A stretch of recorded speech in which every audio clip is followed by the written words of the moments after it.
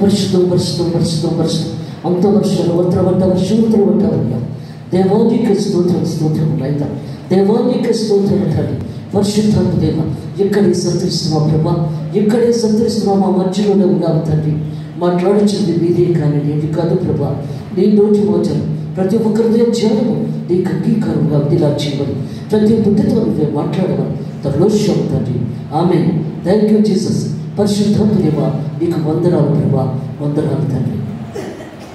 పరిశుద్ధాత్మ దేవుడు ఏమైనా మాట్లాడుతూ ఉన్నాడంటే, దేవాది దేవుడు, సర్వాధికారుడు, సృష్టికర్త, సర్వోన్నత దేవుడు ఆయన. వాక్యమే దేవుడు, దేవుడే వాక్యం. వాక్యం రెండంచుల గల కనుక కీడులోంచి ముగ్గులోంచి బయటకు లాగేస్తుంది. అలాంటి వాక్యము మనం ఎంతవరకు చదువుతున్నాం, ఎంతవరకు ధ్యానిస్తున్నాం, ఎంతవరకు స్తుతిస్తున్నాం, ఎంతవరకు ఆరాధిస్తున్నాం, ఎంతవరకు కన్నీటితో ప్రార్థన చేస్తున్నాం, ఎంతవరకు కన్నీటితో కూర్చోడుతున్నాం. అందుకే దేవుడు మాట్లాడుతున్నాడు. యేసు ప్రభు ఈ లోకంలోకి వచ్చిన తర్వాత విశ్వాసాన్ని కృపణ తీసుకొచ్చాడు. విశ్వాసం లేకుండా దేవుడికి ఇష్టడే ఉండట అసాధ్యము. ఆయన ఉన్నాడు, పరము దయచేయవాడ నమ్మినప్పుడే కార్యం జరుగుతుంది, లేకపోతే ఆ కార్యం జరగదు. అక్కడ వాక్యము మన పాదములకు దీపమైనది, అది వెలుగే ప్రకాశిస్తుంది. ఆ వెలుగులో మనం ఎంతవరకు నడవగలుగుతున్నాం, ఎంతవరకు జీవించగలుగుతున్నాం. వాక్యం అని వెలుగులో నడవాలి. ఆది యందు వాక్యం ఉండదు, వాక్యము దేవుని యందు ఉండదు, వాక్యము దేవుడి ఉండదు. అది శరీరధారుని మన మధ్యలో ఉండదు. ఇద్దరు ముగ్గురు దగ్గర నేను ఉంటానని సరించిన దేవుడు ఆయన. అందుకే దేవుడు మాట్లాడుతున్నాడు ఇక్కడ. ఎందుకంటే యేసు ప్రభు ఇక్కడ మాట్లాడుతున్నాడు. ఇక్కడ యేసు ఈ మాటలు చెప్పి తన శిష్యులతో కూడా కెద్రోను వాగు దాటి వెళ్ళిపోతున్నాడు. అక్కడ ఒక తోటలోకి ఎప్పుడు కూడా వెళతారు శిష్యులు. ఆయన కలిసి వెళ్ళి అక్కడ ప్రార్థన చేసుకొని అక్కడ ఉపమానంగా ఒక కథ స్టోరీ చెప్తూ ఉండేవాడు దేవుడు. అక్కడ కూర్చొని శిష్యులందరూ కలిసి ఆయనతో కలిసి సంతోషంగా గడిపేవారు. అది ఇస్కరియోత యోధాకి తెలుసు, ఆ స్థలం ఏంటో తెలుసు. అక్కడ దేవుడు ప్రతి మాట కూడా సెలవిచ్చేవాడు. రేపు జరుగుతున్నది ఏమిటో, జరగబోతున్నది ఏమిటో దేవుడు బయలుపరిచాడు. అందుకే దేవుడు మాట్లాడుతున్నాడు. అందుకే దేవుడు సెలవిస్తున్నాడు. ఇక్కడ మనుష్య కుమారుడు ఇక్కడ మనుషులకు అప్పగించబడుతున్నాడు. 3 రోజులు సమాధిలో ఉండి 3వ రోజులు సజీవంగా లేస్తాడని శిష్యులతో మాట్లాడుతూ ఉన్నాడు. ఆ కెద్రోను వాగు దాటిన తర్వాత తోటలో ఇస్కరియోత యుద్ధానికి ఎప్పుడు అప్పచెప్పేద్దామా అని సాధన బాగా బలంగా పనిచేస్తుంది. అప్పుడు ప్రధాన యాజకుడు తన భటుల్ని ప్రతి ఒక్కరిని కూడా చాలామంది సైన్యాన్ని ఇస్కరియోత యుద్ధంతో పంపించాడు ఆ తోటలోకి. అక్కడికి వెళ్ళిన తర్వాత దేవుడికి తెలుసు ఎలాంటి మరణము పొందాలో, ఎలాంటి మరణిస్తానో లేదు అని చెప్పి దేవుడికి తెలిసి ఎవరి కోసం వెతుకుతున్నారని అడుగుతున్నాడు దేవుడు. నజరుడైన యేసుక్రీస్తు కోసం వెతుకుతున్నామన్నారు. ఆయన నేనే అన్నాడు.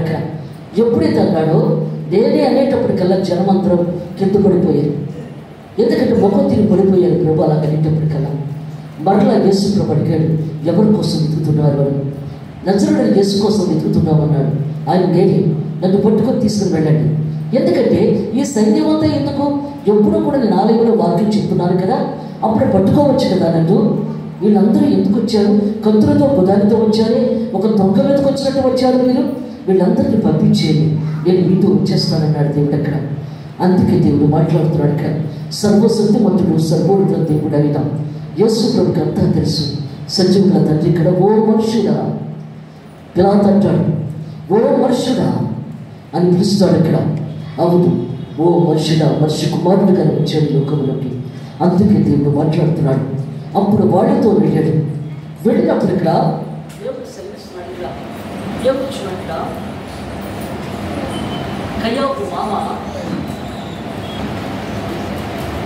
కయాపు మామ ముందు సంవత్సరంలో ఆయన ప్రధాన యాజకుడిగా ఉన్నాడు అన్న. అప్పుడు కయాపు అంటాడు, ఒక ప్రవక్త చనిపోతే ప్రజలందరికీ ఎంతో మంచిగా ఉంటుంది, అందుకు ఆ ప్రవక్తను చంపేయాలంటాడు. ప్రవక్త ఎవరో చెప్పడక. అందుకే దేవుడు మాట్లాడుతున్నాడు. ఎందుకంటే ఆయన రక్తము మా మీదను మా పిల్లల మీద ఉండుగాక. అదే చెప్తున్నాడు దేవుడు. అక్కడ వీళ్ళందరూ అనుకుంటున్నారు ఆ రక్తము మా మీద మా పిల్లల మీద ఉండుగాక. దేవుని రక్తము భూమి మీద చిందించబడాలి. అందుకంటున్నాడు, ఒక వ్యభిచారం చేసి గొర్రెను వధించి నా పాపం పోయిందంటున్నారు. ఒక దొంగతనం చేసి వచ్చి గొర్రెను వధించి నా పాపం పోయిందంటే వారు మనుషులు చేసిన పాపాలు గొర్రెల రక్తం వలన మేకల రక్తం వలన కడగబడదు. పరిశుద్ధుని రక్తము చేతనే పాప విమోచన జరగబడాలి. ఆ పరిశుద్ధుని రక్తమే యేసయ్యది. అది భూమి మీద చిందించబడాలని ప్రజలందరూ అనుకుంటూ ఉండగా ఈ కయాఫు అనుకుంటున్నాడు, మా మీదను మా పిల్లల మీద ఉండుగాక అని రక్తం. అందుకే దేవుడు మాట్లాడుతున్నాడు ఇక్కడ, సర్వశక్తిమంతుడు సర్వోన్నత దేవుడు అయినా. అందుకే దేవుడు చెప్తున్నాడు ఇక్కడ, కయాఫు అదే మాట్లాడుతున్నాడు ఇక్కడ. సీమోను పేతురు మరియు శిష్యుడు వేశ్యబడి వెళుతున్నప్పుడు అప్పుడు సీమోను చూసి అక్కడ ఒక ఆమె మాట్లాడుతుంది. ఇక్కడ ఏమని మాట్లాడుతుంది? ఇక్కడ ఆ శిష్యుడు ప్రధాన యాజకుడు నిలవేరేవాడు కనుక అతను ప్రధాన యాజకుని ఇంటి ముక్కట్లో యేసుతో కూడి వెళ్ళారు. పేతురు ద్వారం వద్ద బయట నిల్చున్నారు కనుక ప్రధాన యాజకుడు నిలవేరే ఆ శిష్యుడు బయటకు వచ్చి ద్వారపాలకురాలతో మాట్లాడి పేతురు లోపల తోడుకొని పోయారు. ఆ ద్వారపాలకురాలు ఆమె ఏం చేసిందంటే పేతురు లోపల తీసుకుని వెళ్ళింది. అందుకే దేవుడు మాట్లాడి పేతురు లోపల తోడుకొని పోయాను. నీవు నా మనుషుని శిష్యుల్లో ఒకడు కావా అని చెప్పగా అతను కాదనడు. అప్పుడు ఒక ఆమె అడిగింది, నువ్వు ఆయనతో కలిసి ఉన్నావు కదా, నువ్వు కావా అన్నప్పుడు నేను కాను అన్నాడు అక్కడ పేతురు. ఎందుకంటే దేవుడు అక్కడ లేడు, యేసు ప్రభు. అందుకే అలా మాట్లాడుతున్నాడు ఇక్కడ. అందుకే దేవుడు సెలవిస్తున్నాడు ఇక్కడ. హృదయాంతరంగాన్ని చూసే దేవుడు, హృదయాన్ని పరిశీలించే దేవుడు. ఎంతవరకు మనం ఎంత దాక్కుందామన్నా, ఎలాంటి మాటలు మాట్లాడినా దేవునికి అంతా తెలుసు. ప్రతిదీ కూడా నేను ఆయన ఎవరో నాకు తెలియదని మాట్లాడుతున్నాడు అక్కడ. తర్వాత మంట దగ్గరికి వచ్చి కూర్చున్నాడు. అక్కడ కూడా నువ్వు వాడితో కలిసి అక్కడ కూర్చోవు కదా నువ్వు అక్కడ. ఎందుకంటే ప్రధాన యాజకుడు శిష్యుడు ఒకరి చెవు నరికేస్తాడు కత్తితో పేతురు. అప్పుడు పేతురు అంటాడు, ఎందుకలా చేస్తున్నావు? ఈ పాపకరణాన్ని నేను మింగాలి కదా, దేవుడిచ్చిన యెహోవా దేవుడిచ్చిన ఈ పాపకరణాన్ని నేను మింగడానికి వచ్చాను ఇక్కడికి, నేను మింగాలి కదా, నువ్వు ఎందుకలా చేస్తున్నావు అని పేతురు దెబ్బలాడతాడు అక్కడ. ఆ చెవుని అతికిస్తాడు యేసు ప్రభు అక్కడ. ఎందుకంటే పాపకరణం మింగడానికి వచ్చాడు. మనుషులు చేసిన పాపాలు ఆ పాపకరణాన్ని మింగడానికి వచ్చాడు అక్కడ. ఎందుకంటే మనుషులు చేసిన పాపం మామూలుది కాదు. అందుకే దేవుడు ఉంటున్నాడు. ఎందుకంటే తప్పు చేసి గొర్రెను వధించి మరలా తప్పు చేసి మళ్ళా ఎద్దును వధించి మరలా తప్పు చేసి పావురాలను వదిలించి ఈ విధంగా తప్పులు చేసుకుని పోతూనే ఉన్నారు మనుషులు. అందుకే దేవుడు మాట్లాడుతున్నాడు ఇక్కడ. దేవుడికి భయపడలేదు. ఆ పాపభారాన్ని ముట్టడానికి ఆ పాపకరణాన్ని మింగడానికి వచ్చాను యేసు ప్రభు. ఆ పాపకరణను నేను మింగాలి కదా, నేను అందుకే కదా నేను ఇచ్చాను అని దేవుడు మాట్లాడుతున్నాడు ఇక్కడ. అందుకే దేవుడు సెలవిస్తున్నాడు ఇక్కడ. పేతురు ఈ మంట దగ్గరికి వచ్చినప్పుడు ఒక అడుగుతుంది, నువ్వు అక్కడ అందరితో కలిసి యేసు ప్రభుతో కలిసి ముందు నడిచి వచ్చావు కదా, ఆయన ఎందుకదరే అని చెప్పి ఆయన శిష్యుడే కదా అన్నప్పుడు నేను కాదు, ఈజీగా అబద్ధం ఆడేస్తున్నావు కదా అక్కడ. అందుకే దేవుడు మాట్లాడుతున్నాడు ఇక్కడ. ఎందుకంటే అబద్ధం ఆడకూడదని చెప్పాడు. అబద్ధం ఆడలేని దేవుడు ఆయన. సత్యవాక్యము, ఈ వాక్యము సత్యవాక్యము, ఈ లోకంలో సత్యాన్ని ప్రచురించడానికి వచ్చానన్నాడు ఇక్కడ యేసు ప్రభు. అందుకంటున్నాడు, జీవాధిపతిన దేవుడు, సర్వాధికారి సృష్టికర్త, సర్వోన్నత దేవుడు అయిన ఈ సత్యవాక్యము అబద్ధం ఆడలేని వాక్యం ఇది. అందుకంటున్నాడు, నేనే మార్గము సత్యము జీవము, దాని ద్వారా తప్ప ఎవరు పరలోక రాజ్యం ప్రవేశించలేదు. నా మార్గం నడవాలంటే మంచిగా బ్రతకాలి, నా మార్గం నడవాలంటే నీతిగా బ్రతకాలి, నా మార్గం నడవాలంటే సత్యముగా ఉండాలి. అదే దేవుడు మాట్లాడుతున్నాడు. మనం ఎలా బ్రతుకుతున్నామో ఒక్కసారి ఆలోచించుకోవాలి. అదే చెప్తున్నాడు దేవుడు ఇక్కడ. అప్పుడు అడుగుతున్నాడు పిలాతు. ఇక్కడ ప్రధాన యాజకుడు దగ్గరికి తీసుకొచ్చాడు. ప్రధాన యాజకుడు కయాఫు అక్కడికి పంపించేశాడు వాళ్ళ మామ. ప్రధాన యాజకుడు దగ్గరికి వచ్చిన తర్వాత అప్పుడు ఆ ప్రధాన యాజకుడు అడుగుతున్నాడు, నీ శిష్యులు ఎవరు, నీవు ఈ లోకంలో ఏమో బోధిస్తున్నావు అని అడిగాడు యేసు ప్రభువుని ఇక్కడ. ఏమో బోధిస్తున్నానో నీకు తెలియదా? ఆలయంలో మీరు అందరూ వస్తున్నారు కదా వాక్యం ఉండడానికి. ఎందుకంటే పరిసయ్యులు శాస్త్రులు వీళ్ళందరూ వింటున్నారు కదా, వాళ్ళని అడగడం మానేసి నన్ను అడుగుతారేంటి, ఏం చెప్తున్నావు అని చెప్పి వాళ్ళని అడగాలి కదా. నేను ఏం చెప్తున్నానో, వాళ్ళని ఎలా మార్చుకుంటున్నానో, ఏ విధంగా చేస్తున్నానో అది వాళ్ళని అడగాలి, కానీ నన్ను అడుగుతున్నావు ఏంటి అని అడుగుతున్నాడు దేవుడు అక్కడ. అందుకే దేవుడు జవాబు చెప్తున్నాడు ఇక్కడ. ఎందుకంటే సర్వశక్తిమంతుడు సర్వోన్నత దేవుడు అయినా నన్ను అడగొద్దు. నేను ప్రజలను ఎలా మారుస్తున్నానో, ఎలా వాక్యం చెప్తున్నానో, ఏ విధంగా వాళ్ళు వింటున్నారో, ఆలయంలోకి వచ్చిన తర్వాత వాళ్ళు వింటున్నారు, వాళ్ళు అడగలే అన్నాడు దేవుడు అక్కడ. అదే చెప్తున్నాడు, నీవు నన్ను అడగలేలా, నేను వారికి ఏం బోధించినది విన్నవారిని అడగమా, ఇదిగో నేను చెప్పినది వీరు ఎరగదరు అతని త్వరను. ఆయన ఈ మాటలు చెప్పినప్పుడు దగ్గర నిలిచిన బంట్రోతుడు కోపం వచ్చేసింది. ఇక్కడ యేసు ప్రభువు జవాబు చెప్పేటప్పటికల్లా ఆ బంట్రోతుడు కోపం వచ్చింది. ఎందుకలా జవాబు చెప్తున్నావు అంటున్నారు యేసు ప్రభువు. జవాబు చెప్పక అన్నాడు దేవుడు. ఇక్కడ ఒకటి చేతులు కొట్టాడు బంట్రోతు యేసు ప్రభువు. అప్పుడు దేవుడు మాట్లాడుతున్నాడు. ఎందుకంటే నేను కరెక్ట్గానే మాట్లాడాను, ఎందుకలా కొడుతున్నావు? నేను తప్పుగా మాట్లాడితే కొట్టాలి కానీ కరెక్ట్గా మాట్లాడేప్పుడు తప్పు కొట్టడం ఎందుకు అని చెప్పి దేవుడు జవాబు చెప్తున్నాడు. ఇక్కడ ఎందుకంటే జవాబు చెప్పాలి. అదే చెప్తున్నాడు దేవుడు. ఇక్కడ అదే అంటున్నాడు. ఇక్కడ ప్రధాన యాజకుడికి ఎలా ఉత్తరం ఇచ్చుతున్నావా అని చెప్పి యేసును అరిచేతులతో కొట్టాను. అందుకేసు నేను కాని మాట ఆడినట ఆ కాని మాట ఏదో చెప్పమో, మంచి మాట ఆడినట నన్ను నేల కొట్టింది వెళ్ళు అంతటా అన్న యేసును బంధింపబడి అన్న అంటే కయాపు మామ వెంటనే అక్కడ కయాపు దగ్గర పట్ల పంపించాడు. అందుకే దేవుడు మాట్లాడుతున్నాడు. సీమోను పేతురు నిలబడి చలి కాచుకుంటున్నాడు. ఇక్కడ అప్పుడు కూడా పేతురు అబద్ధం వాడతాడు. అందుకే దేవుడు సెలవిస్తున్నాడు. ఇక్కడ చలి కాచుతుండగా వారు అతను చూచి నీవు నీ శిష్యుల్లో ఒకడు కావా అని చెప్పగా అతడు నేను కాదు, నేను ఎరగనంటాం. పేతురు ఎవరి చెవు తెగనరికనో వాడు బంధువులు ప్రధాన యాజకుడు దాసుల్లో ఒకడు. నువ్వు తోటలో అతనితో కూడా ఉండగా నేను చూడలేదా అని చెప్పినందుకు పేతురు నేను ఎరగను మరి ఒకసారి చెప్పాను. వెంటనే కోడి కూర్చొని. అందుకే దేవుడు మాట్లాడుతున్నాడు ఇక్కడ. ఎందుకంటే అబద్ధం మీద అబద్ధం, అబద్ధం మీద అబద్ధం ఆడేస్తూ ఉన్నారు. అందుకే దేవుడు అంటున్నాడు.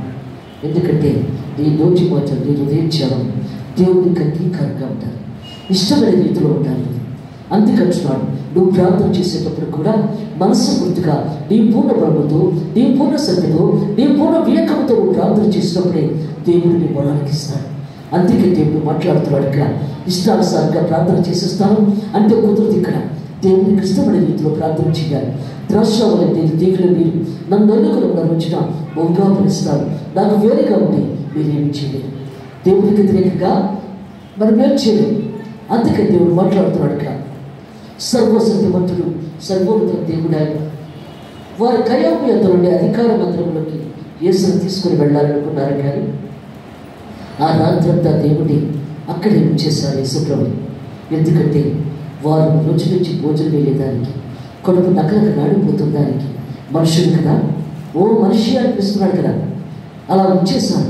ఇక్కడి నుంచి అక్కడికి, అక్కడి నుంచి ఇక్కడికి ఆయన తిప్పుతున్నారు. అక్కడ ఉదయకాలమే వాళ్ళు భోజనం తింటారు. ఎందుకంటే దానికి మైలు ఉండకూడదు. పాత నిబంధన గ్రంథంలో మైలు ఉండకూడదు. అది తినేటప్పుడు, అది తిన్న తర్వాత యేసు ప్రభువు తీసుకురావాలనుకున్నారు. కానీ ఈ లోపల పిలాతు బయట ఉన్న వాళ్ళు అడుగుతున్నాడు, అతను ఏ తప్పు చేయలేదు కదా, అతని మీద ఎందుకు అలా కోపంతో ఉంటున్నారు, ఎందుకు అతను శిక్ష వేయాలని చూస్తున్నారు అని పిలాతు అడుగుతున్నాడు. ఇక్కడ అప్పుడు అంటున్నాడు అతను ఏ తప్పు చేయలేదా నీ దృష్టిలోని అని అంటున్నారు వాళ్ళు. అవును, ఏ తప్పు చేయలేదు అని చెప్పంటున్నారు అక్కడ.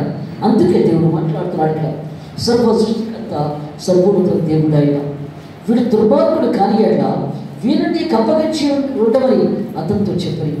అందుకంటున్నాడు ఎందుకు అలా చేస్తున్నాడు అంటే పిలాతు మీద అతను తీసుకొని పోయి మీ ధర్మశాస్త్రము చొప్పున అతను తీర్పు తీర్చగలక పాత నిబంధన గ్రంథంలో మోషే కాలంలో ధర్మశాస్త్రం. అందుకంటున్నాడు దాని పద్ధతి ప్రకారంగా తీర్పు తీర్చండి అన్నాడు పిలాతు. అప్పుడు అంటున్నాడు యూద, ఎందుకంటే యూద కొలుస్తున్నాయి కదా యేసును సమీపించారు, మరణ దండన మా చేతిలో లేదు. ఎందుకంటే మరణ దండన మా చేతిలో ఉంటే ఎప్పుడో చంపేద్దాం, అయితే అది మా చేతిలో లేదు. అందుకే దేవుడు మాట్లాడుతున్నాడు ఇక్కడ. అదే చెప్తున్నాడు ధర్మశాస్త్రం చెప్పున అతను తీర్పు తీర్చడనక యూదులు ఎవరికైనా మరణ శిక్ష విధించటకు మాకు అధికారం లేదని అతనితో చెప్పి, అందువల్ల యేసు తను చెప్పే మరణము పొందబోవడం దాన్ని సూచించి చెప్పున మాట నెరవేరదు అక్కడ. ఎందుకంటే సూచకని తెలుస్తుంది అక్కడ, ఎలాంటి మరణం వస్తుందో తెలుస్తుంది. వాళ్ళు భయపడుతున్నారు, ఇది చెప్పడానికి భయపడుతున్నారు వాళ్ళు. ఎందుకంటే సర్వ సృష్టికర్త సర్వోన్నత దేవుడు అయిన ప్రజలందరినీ కూడా ఆయన ఆకట్టుకున్న మనిషి. ప్రజలు తిరగబడిపోతారు. ఆ పర్మిషన్ కూడా లేదు అక్కడ, చంపడానికి పర్మిషన్ లేదు. కోర్టు జడ్జిమెంట్ కూడా బలమైన సాక్ష్యం ఉంటేనే తప్ప అక్కడ కోర్టులో తీసుకోడు అక్కడ. అది ఆయన వల్ల ఏ సాక్ష్యమూ కనబడలేదు అక్కడ ఆయనకి.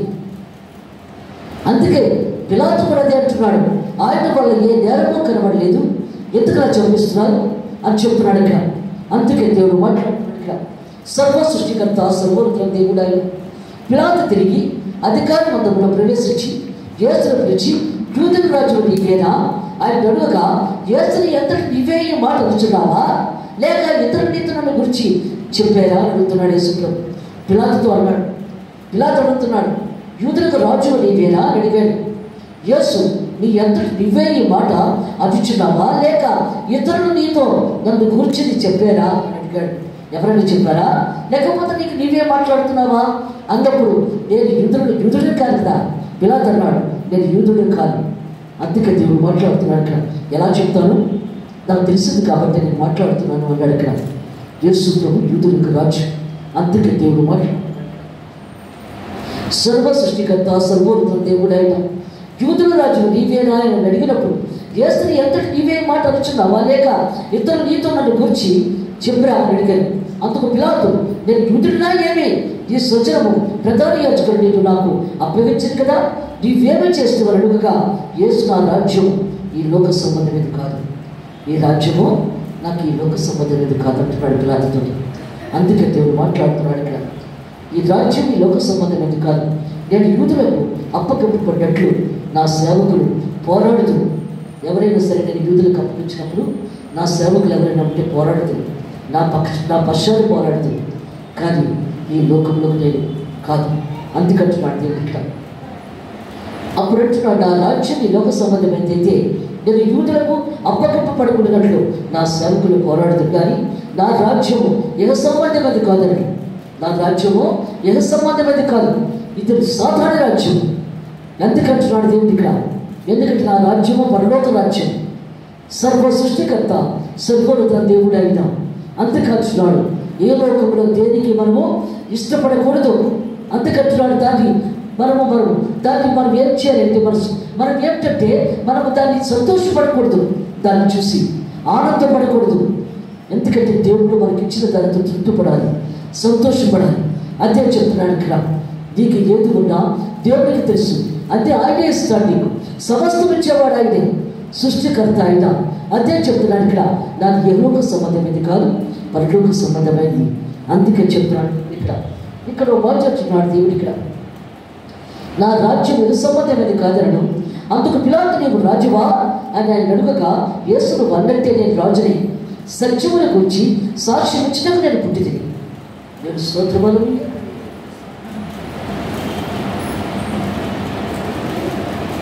దేవుడు క్లియర్గా మాట్లాడుతున్నాడు. సత్యానికి సాక్ష్యం ఇవ్వడానికి వచ్చిన రాజునే. అందుకే అంటున్నాడు, అంటే నేను మనిషి కుమారుడే కానీ సత్యానికి రాజు. అంతేకంటున్నాడు, మీ జీవానికి రాజు లేదు, మీ ఆత్మను రక్షించడానికి వచ్చాను, ప్రాణానికి రక్షించడానికి వచ్చాను, ప్రతి మనిషిని మార్చడానికి వచ్చాను, వాక్యము ద్వారా చెప్పడానికి వచ్చాను, తప్పు చేయొద్దు అని హెచ్చరిస్తూ వచ్చాను, మనస్సాక్షి గద్దింపచేయండి అని అడుగుతున్నాడు దేవుడు ఇక్కడ. మనస్సాక్షి గద్దించాలి. నువ్వు ఏదైనా తప్పు చేసినప్పుడు నీ మనస్సాక్షిని ప్రశ్నిస్తుంది. నువ్వు తప్పు చేస్తున్నావు కదా, దేవుడికి భయపడవా అని అడుగుతుంది. అప్పుడు నువ్వేమైనా జవాబు చెప్పగలవు. అదే దేవుడు మాట్లాడుతున్నాడు, నేను సత్యానికి రాజు. అందుకే దేవుడు మాట్లాడుతున్నాడు ఇక్కడ. ఈ లోకమంతా కూడా సాధారణ రాజ్యం. దీన్ని జయించాలంటే ప్రార్థనలో వాక్యంలో ఉంటారు, ఎక్కువ దేవుడితో గడపాలి. అదే దేవుడు మాట్లాడుతున్నాడు ఇక్కడ. సర్వ సృష్టికర్త సర్వోన్నత దేవుడైన వాక్యము మర్చిపోకూడదు, ప్రార్థన మర్చిపోకూడదు, దేవుడితో గడపాలి, ఆయనతో కలిసి ఉండాలి ఇక్కడ. అదే చెప్తున్నాడు దేవుడు ఇక్కడ. సంసోనుతో అంటున్నాడు దేవుడు ఇక్కడ. ఫిలిష్తీయులను చంపడానికి సంసోన్ని ఈ లోకంలోకి పంపించాడు. ఎందుకంటే పంపించడం అంటే ఆ భార్యాభర్తలు ఇద్దరు కూడా చాలా కాలం అయిపోయింది, బిడ్డలు లేరు సంసోను తల్లిదండ్రులకి. అప్పుడు వృద్ధాప్యులు వచ్చారు. సంసోన్ని ఇచ్చినప్పుడు ఫిలిష్తీయులకి ఇశ్రాయేలు జనకానికి యుద్ధం జరుగుతుంది. ఎందుకంటే దేవుడు ఎప్పుడు కూడా ఫిలిష్తీయులు చంపడానికి, ఇశ్రాయేలు జనకాన్ని నాశనం చేసేవారిని చంపడానికి దేవుడు పంపిస్తూ ఉంటాడు. వాడి గర్భంలో సంసోను పుడతాడు. పుట్టిన తర్వాత ముందే చెప్తాడు, కడుపులో ఉన్నప్పుడే ద్రాక్షారసం తాకకూడదు, మందు పదార్థం తాకకూడదు, మంచిగా ఉండాలి. అక్కడ ఏమిటంటే ద్రాక్షారసం ఎక్కువగా ఉంటుంది, ఆడవాళ్ళు మగవాళ్ళు త్రాగుతారు అక్కడ. అందువల్ల కడుపులో ఉన్నట్టుగా సేవకుడు దేవుని ప్రవక్త అంతకు మీరు తాగకూడదని చెప్పాడు అక్కడ. అలాగే తాగనని చెప్పింది ఆవిడ. తన భర్త లేడు. ఆ దేవదూత వచ్చి చెప్పినప్పటికీ తన భర్త లేడు. అప్పుడు తన భర్తతో చెప్పినప్పుడు నన్ను పిలవలసింది కదా, నేను వద్దును కదా అన్నాడు. పిలవడానికి టైం లేదు, ఆ దేవదూత వెళ్ళిపోయింది అని. మరలా వస్తే పిలుస్తాను అంది. అప్పుడు మరలా వచ్చాడు. డైరెక్ట్ నిండిపోతుండగా మళ్ళా దేవదూత వచ్చినప్పుడు తన భర్తకు కబురు పెట్టింది. త్వరగా రా అని చెప్పి వచ్చిన తర్వాత దేవదూతకి నమస్కారం పెట్టాడు. ఎందుకంటే మీరు లోపల ఉన్నవాడు సత్యవంతుడు, బలవంతుడు. సంసోను అంటే తల తీయకూడదు, బలమంతా తనలోనే ఉన్నది. అతని బలమంతా కూడా తనలోనే ఉంది. సింహాన్ని చీల్చేస్తాడు, ఎలాంటి పుణ్యాన్ని చీల్చేస్తాడు. అంత బలాన్ని దేవుడు ఇచ్చాడు అతనికి. అందుకు మీరు తల వెంట్రుకలు తీయకూడదని చెప్పి ఆ దేవదూతకి అప్పుడు గొర్రెని తీసుకొచ్చి గబగబా వధించబోతున్నాడు. దేవదూతకి నాకు వధించవద్దు, ఎందుకంటే దేవాది దేవునికి వధించాడు, నేను దేవదూతను తప్ప నేను దేవుడిని కాదు అని చెప్పి వెళ్ళిపోతాడు అక్కడ. అప్పుడు సంవత్సరాలు పుట్టిన తర్వాత అతను పెద్దవాడు అవుతాడు, యుక్త వయసు వస్తుంది. ఫిలిష్తీయుల అమ్మాయిని ప్రేమిస్తాడు. అందుకే దేవుడు మాట్లాడుతున్నాడు ఇక్కడ. ఎందుకంటే వాళ్ళు చెప్పమని ఇతను పుట్టిస్తే ఆ అమ్మాయినే ప్రేమిస్తాడు అక్కడ. అప్పుడు వాళ్ళతో చెప్తాడు, మా తల్లిదండ్రులు తీసుకుని వస్తాను, ఈ అమ్మాయిని ఎవరికి ఇవ్వకండి అని చెప్పేసి వెళితే వాళ్ళు ఏం చేస్తారంటే ఇంకొకరికి ఇచ్చేస్తారు. ఆ అమ్మాయి చాలా కోపం వచ్చి గాడిదను చంపేసి గాడిద దవ్వుతో 3000 మంది ఫిలిష్తీయులను చంపేస్తాడు అక్కడే సంసోను. ఎప్పుడైతే చంపేస్తాడో ఇంకా వాడి కోపం వచ్చేస్తుంది, బాధ కలుగుతుంది, ఇంకా మన బ్రతకనిపడు అని చెప్పి అనుకున్నారు ఇక్కడ. అప్పటి నుంచి కూడా అతను వ్యసనపడి అయిపోయాడు సంసోను. ఎందుకంటే దేవుని సేవకుడే, దేవుని ప్రవక్తే. ఈ లోకంలోకి వచ్చిన తర్వాత సాతాను భయంకరంగా ప్రవర్తన చేస్తున్న మనుషులు మార్చివేస్తాడు. సాతాను ఎంత దేవుని సేవకులైనా సరే ఒక వ్యభిచార గృహంలో ఉండిపోతాడు అతను. అందుకే దేవుడు మాట్లాడుతున్నాడు, అక్కడే తాకేసి అక్కడే ఉండిపోతూ ఉంటాడు. అప్పుడు పిలిస్తే అంటారు, మేము చాలా డబ్బు ఇస్తాం, అతను మాకు అప్పు చెప్పు అని చెప్పి అంటారు. అప్పుడు తన ప్రాణం గురించి అడుగుతారు, నీ ప్రాణం ఎక్కడున్నదో చెప్పవాలని అడుగుతారు. ఏదేదో చెప్తాడు, ఎప్పుడు కూడా సరిగ్గా కరెక్ట్గా చెప్పడు. అప్పుడు దాని కోపం వచ్చి ఆ వేసుకి నువ్వు వెళ్ళిపోయిట్లో వచ్చాను, నా దగ్గర ఉండద్దు, నువ్వు వెళ్ళిపో, నీ ప్రాణం ఎక్కడుందో చెప్పలేదు కదా, వెళ్ళిపో అని చెప్తుంది అక్కడ. ఎందుకంటే డబ్బు కాస్ట్ పడిపోయింది. అప్పుడు చెప్తాడు, ఎందుకంటే ఆమెతో అలవాటు అయిపోయింది కదా, ఆమె విడిచిపెట్టలేక నా తలలోనే ఉన్నది నా ప్రాణం, నా తల వెంట్రుకలు తీసేస్తే నా ప్రాణము పోతుందన్నాడు అక్కడ. అప్పుడు ఆమె బొద్దుగా తాగించేసి ఆమె తల వెంట్రుకలు తీసేస్తే అప్పుడు ఫిలిష్తీయులు వచ్చి అతను ఎందుకంటే తాళ్ళతో బంధించి తీసుకుని వెళ్ళిపోతారు. చాలా భయంకరంగా ఎన్నో చేస్తారు. ఆఖరికి చాలా బాధపడతాడు. ఇంకా అతను చంపేయడానికి చూస్తాడు. ఇంకా చంపేయడానికి 3 అంతస్తుల బిల్డింగ్, ఫిలిష్తీయుల దేవుడు 3 అంతస్తుల బిల్డింగ్లో ఉంటాడు.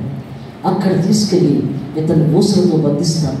అప్పటికే వాళ్ళు భయపడతారు, కళ్ళు పీకేస్తారు, చాలా చిత్రవద చేస్తారు అతన్ని. అక్కడ బంధించిన తర్వాత అప్పుడు అక్కడికి వెళ్ళిన తర్వాత దేవుడు మాట్లాడుతున్నాడు ఇక్కడ. సర్వ సృష్టికర్త సర్వోన్నత దేవుడు అయిన 3 అంతస్తుల బిల్డింగ్ కూడా ఫిలిష్తీయులు నిండిపోతారు. అప్పుడు దేవుడితో అంటాడు, అయ్యా ఇన్ని కష్టాలు పడ్డా నాకేమనిపించలేదు, ఎందుకంటే ఇది తక్కువే, నువ్వు నన్ను ఈ లోకంలో వాడిని చంపడానికి పంపించావు, కానీ నేనేమి చేశాను, నేను ఎన్నో తప్పులు చేశాను, ఎన్నో పాపాలు చేశాను నేను, అందువల్ల ఇవన్నీ నాకు తక్కువే, నేను దాని గురించి నేను బాధపడలేదయ్యా. కానీ ఇప్పుడు ఫిలిష్తీయులందరూ ఇక్కడే ఉన్నారు, నా పని నువ్వు పంపించిన పని నేను పూర్తి చేయాలి. ఎంతోమంది మనం పూర్తి చేస్తున్నాం ఇక్కడ, దేవుడిని పంపించిన పనిని ఎంతోమంది పూర్తి చేస్తున్నాం. జీవితం అయిపోతుందే కానీ ఒక ఆత్మను రక్షించలేకపోతున్నాం, దేవుడితో గడపలేకపోతున్నాం.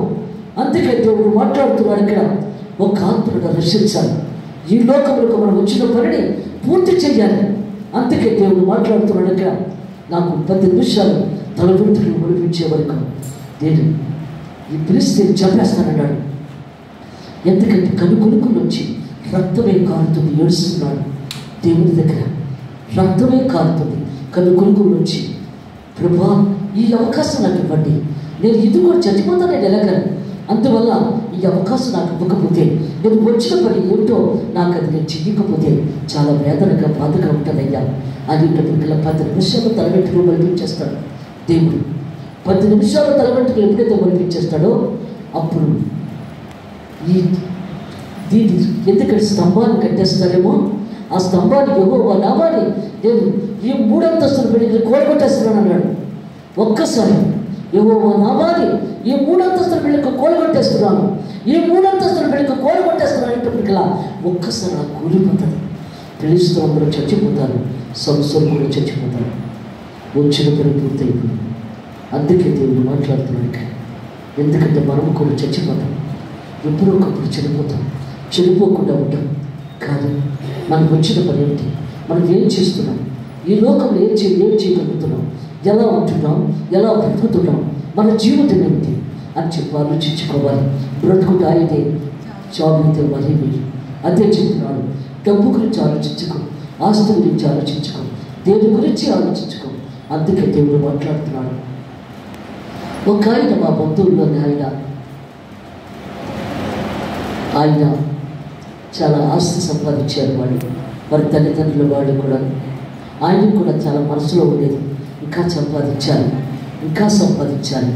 అందరికీ చెప్పేవాడు ఆయన, ఇలా సంపాదిస్తే బాగుంటుంది, అలా సంపాదిస్తే బాగుంటుందని అని చెప్తూ ఉండేవాడు. డబ్బు కోసమే ఎప్పుడు మాట్లాడుతుండేవాడు. ప్రార్థనలో ఉన్నా సరే ఆ డబ్బు కోసం ఆశపడుతూ ఉంటే ఆ ప్రార్థన ఫలించదు. అదే చెప్తున్నాడు ఇక్కడ, ప్రార్థన ఫలించదు. సర్వ సృష్టికర్త సర్వోన్నత దేవుడు ఆయన. మన జబ్బు వచ్చినప్పుడు ఆయనకి కూడా జబ్బు వచ్చేసి చచ్చిపోయాడు. ఇదంతా మోసుకొని వెళ్ళాడా? అందుకే దేవుడు చెప్తున్నాడు కానీ ఎవ్వరు మోసుకెళ్ళి. అందుకంటున్నాడు, ఆశ ఒకటే మిగిలిపోయింది. ఈ డబ్బు సంపాదన ఆశ మాత్రమే మిగిలిపోయింది. నువ్వు పట్టుకెళ్ళి దేవుడు లేదు అక్కడ. నీకేమి కావాలో దేవుడికి తెలుసు, ఏం ఇవ్వాలో తెలుసు, ఎలా పెంచాలో తెలుసు. అందుకే దేవుడు మాట్లాడుతున్నాడు. అందుకే దేవుడితో నువ్వు గడపాలి, కన్నీరు కంచాలి, ఏడవాలి అక్కడ. అదే చెప్తున్నాడు దేవుడు. ఏం మాట్లాడుతున్నాడు ఇక్కడ? సర్వ సృష్టికర్త సర్వోన్నత దేవుడు ఆయన. పిలాతు రాజువా అని ఆయన అడగగా, యేసును అన్నట్టే నేను రాజునే, సత్యముల గురించి సాక్ష్యం ఇచ్చటకు నేను పుట్టితిని, ఇందు నిమిత్తమే ఈ లోకములకు వచ్చితిని. అందు గురించి ఈ లోకానికి వచ్చాను నేను. సత్యవాక్యం చెప్పడానికే ఈ లోకానికి వచ్చాను, ప్రతి మనిషిని మార్చడానికే ఈ లోకానికి వచ్చాను. అదే చెప్తున్నాడు దేవుడు ఇక్కడ. వచ్చితిని సత్య సంబంధమైన ప్రతి వాడును నా మాట వినడు. సత్య సంబంధమైన ప్రతి వాడు నా మాట వింటాడు. సత్యం గురించి అనుభవం లేని పక్షంలో దేవుడి దగ్గరికి రానివాడు. ఎందుకంటే సత్యంలో అనుభవం ఉన్నప్పుడే వస్తాడు దేవుడి దగ్గరికి, యేసు దగ్గరికి వస్తాడు. అనుభవం లేనివాడు రాడు. అందుకే దేవుడు అంటున్నాడు ఇక్కడ, అదే చెప్తున్నాడు ఇక్కడ, సత్య సంబంధమైన ప్రతి వాడును నా మాట వినడు. అందుకు పిలాతు సత్యం అనగా ఏమిటి ప్రశ్నించాడు.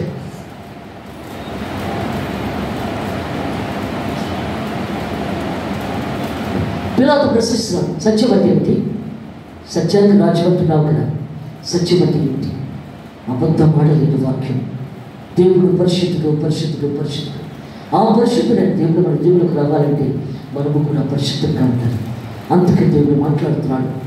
సత్యం అంటే అబద్ధం ఆడలేని వాక్యం, పవిత్రత, పరిశుద్ధత, దేవుడితో ఏకీభవించడం, దేవుడి స్వరూపంలో మార్చబడడం, దేవుడితో కలిసి జీవించడం. ఆయన స్వరూపంలో మార్చడం అంటే ఎందుకంటే నీలో ఉన్న బలహీనతలను తీసేస్తాడు దేవుడు, ఆయన స్వరూపంలో మార్చుకుంటాడు. అదే సత్యం. అందుకే దేవుడు అంటున్నాడు, దేవుడితో కలిసి ఉండడమే సత్యం. ఆయనతో నువ్వు కలిసి ఉండాలంటే నువ్వు కన్నీరుతో ప్రార్థన చేయాలి. అనోకుతో అంటున్నాడు కదా, అనో నీ ప్రార్థన నాకు చాలా ఇష్టంగా ఉంది, చాలా బాగా చేస్తున్నావు అయ్యా, నీ ప్రార్థన నాకు చాలా బాగుంది, నాకు ఇష్టంగా ఉంది, నాతో వచ్చేస్తావా పరలోక రాజ్యం అడిగాడు. అక్కడ వచ్చేస్తాను ప్రభు అన్నాడు. ఎందుకంటే రక్త మాంసములు దేవుడి రాజ్యంలో స్వతంత్రించుకోవడం, రక్త మాంసములుగా తీసుకెళ్ళిపోతాడు. అంతేకంటున్నాడు ఇక్కడ. ఏలేతో అంటున్నాడు, ఆ పర్వతుడే వాడిని పిలుచుకొని రా, వాడి నీ తర్వాత సేవకుడు. అంతేకంటున్నాడు ఇక్కడ. అక్కడికి వెళ్ళి దేవుడు సేవ చేస్తావా? అప్పటికే దేవుడు అతని హృదయాన్ని మార్చివేశాడు. అతను వైపు తిప్పేసుకున్నాడు దేవుడి బయటికి. ఎందుకంటే దేవుడే మార్చాలి. ప్రతి మనిషిని కూడా దేవుడు సేవ చేయాలంటే వాళ్ళు మార్చాలి. మార్చబడాలి, దేవుడే మార్చాలి. మనుషులు మార్చేది కాదు, దేవుడు మార్చుకోవాలి. ఆ బలవంతుడి అతనితో అతనికి దేవుడు మార్చి వేశాడు. నేను వస్తున్నాను సేవకి అన్నాడు. ఇక్కడ ఒక్కసారి తల్లిదండ్రులతో చెప్పి వచ్చేస్తాను ఇప్పుడే అన్నాడు. తల్లిదండ్రులతో చెప్పేసి వెంటనే పరిగెత్తుకు వచ్చేసాడు. అంతేకాచున్నాడు ఎలీషాకి ఎలా సేవ చేయాలో ఏలియా చెప్పమన్నాడు దేవుడు. అలా చెప్పేటప్పుడు కదా సేవకు వెళ్తున్నాడు. ఈ దినమే గురువు అయిపోతున్నాడు దేవుడి దగ్గరికి. అందుకే దేవుడు మాట్లాడుతున్నాడు ఇక్కడ. ఎందుకంటే ఒక దినము మనము కూడా దేవుడి దగ్గరికి వెళ్ళాలంటే నీ మరణం చాలా తాపిగా ఉండాలి. దేవుడి నుంచే తీసుకువెళ్ళాలి నీ మరణాన్ని. అందుకంటున్నాడు ఇక్కడ మరణం గురించి భయపడకూడదు, దేనికి భయపడకూడదు. అందుకంటున్నాడు దేవుడు ఇక్కడ. నీ గురువు ఈ రోజు వెళుతున్నాడు అనేటప్పటికల్లా ఆ రోజు ఉండిపోతాడు. అప్పుడు యోర్దాను నది మీద గొంగలతో కొట్టగా అది 2 పాయలు అయిపోతుంది. ఆతల బట్టికి వెళ్ళిన తర్వాత నీకేం కావాలని అడుగుతాడు ఎలీషా. 700 ఆత్మ కావాలి అన్నాడు. అది ఇచ్చేది దేవుడే కానీ నేను కాదు. అగ్నిరథం నుంచి ఏరియా తీసుకెళ్ళిపోతున్నాయి శరీరంతో. ఆ కొంగలు భుజం నుంచి కింద పడుతుంది. ఆ కొంగలు భుజం తీసుకొని యోర్దాను నది మీద కొట్టేటప్పటికల్లా అది 2 పాయలు అయిపోతుంది. అక్కడ 700 ఆత్మ ఆ కొంగలలో ఉన్నదన్నమాట. అదే దేవుడు చెప్తున్నాడు. సత్యం అంటే ఏమిటి? పిలాతు అడిగాడు అక్కడ, నువ్వు సత్యానికి రాజు కదా, సత్యం అంటే ఏమిటి? అది ప్రశ్నిస్తున్నాడు పిలాతు ఇక్కడ. అంతేకాచున్నాడు ఇక్కడ. పిలాతు అంటున్నాడు, నీ కష్టం ఏంటో నాకు చెప్తే నేనే కదా సిలువ ఎక్కించేవాడిని, తెచ్చేవాడిని. అప్పుడు దేవుడు అంటున్నాడు, నువ్వు కాదు, పైకి చాటు రావాలి. నన్ను సిలువ ఎక్కించాలంటే పైకి చాటు రావాలి. ఎందుకు సిలువ ఎక్కించాలన్నా తెచ్చాలన్నా ఆయన చేతిలో ఉంది, పైన వారి చేతిలో ఉంది, నీ చేతిలో లేదు. దేవుని స్తోత్రం హల్లెలూయా.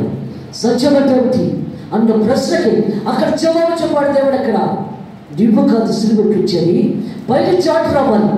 సిలువ ఎక్కించాలంటే ఆయన ధోరణి రావాలి, కానీ నువ్వు కాదు. అది సత్యము, అబద్ధం వాడలేని వాక్యం అది. అదే చెప్తున్నాడు దేవుడు అక్కడ. అప్పుడు చాలా గౌరవం పెరిగింది పిలాతుకి. యేసు ప్రభు మీద ఇంకా గౌరవం పెరిగింది దానికి. అందుకంటున్నాడు దేవుడు ఇక్కడ. అదే చెప్తున్నాడు.